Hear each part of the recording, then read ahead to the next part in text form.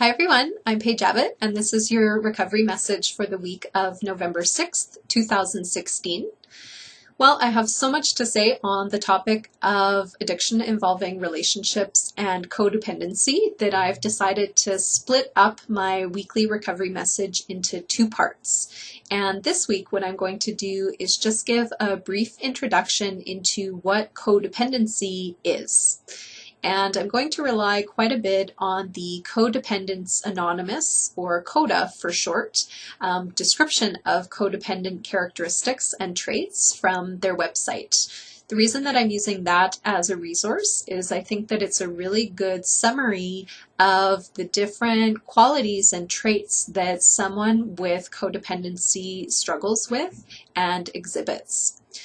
In a nutshell, codependency is sort of a lesser version of addiction involving relationships. So codependents struggle with appropriate boundaries, they struggle with avoidance, denial, over-helping.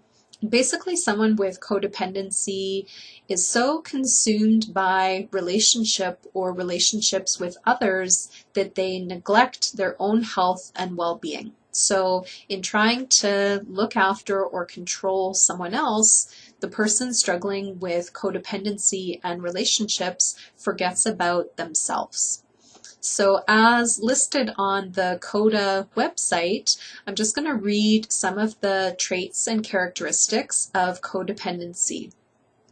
Codependents often have difficulty identifying what they are feeling. They may minimize, alter, or deny how they truly feel. They may struggle or lack empathy for the feelings and needs of others. And I would just add to that one, this is often because people with codependency exhibit a lot of sympathy, so they take on the emotions of others, but they struggle to be empathetic, which is a more objective way of supporting individuals in our lives. To go back, codependents may express negativity or aggression in indirect or passive ways. They may have difficulty making decisions. They may judge what they think, say, or do harshly as never being good enough. They may seek recognition and praise to overcome feeling less than.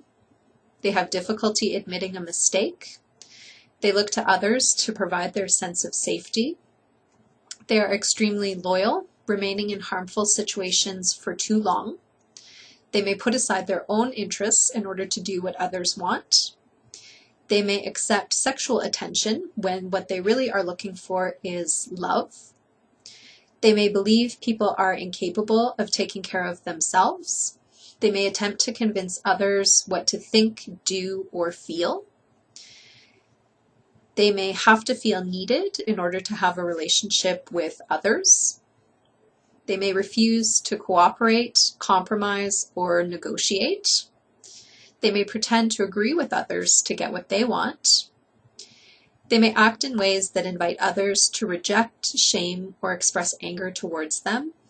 They may judge harshly what others think, say, or do. And they may avoid emotional, physical, or sexual intimacy as a way to maintain distance. These are just some of the qualities and characteristics. You can go to coda.org, CODA.org, and take a look at the link. You can look at the characteristics and patterns of codependency on that site, and there's far more listed here than what I just read off, but that gives you a sample of some of the vulnerabilities of people who struggle with codependency. So lots of issues in healthily relating to others in a way that maintains their own boundaries and own needs in an assertive manner. So codependents, they will often use traits related to avoidance, control, compliance, or appeasement, as well as exhibit low self-esteem and a lot of denial within themselves and within relationships. So this can be a very debilitating pattern within relationships.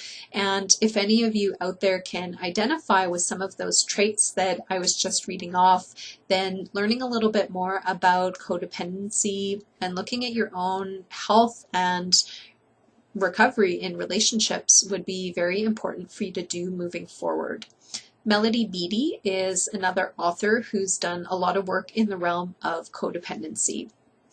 So I'm going to leave off with that for this week, that introduction to codependency.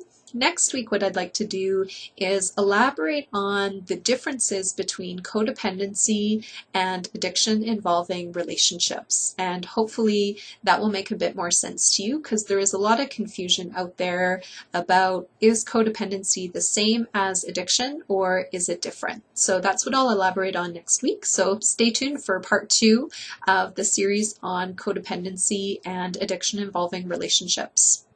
That's all for me for this week. I will see you next week for that part 2 message. Wishing you the best in your ongoing recovery. Bye-bye for now. Thanks.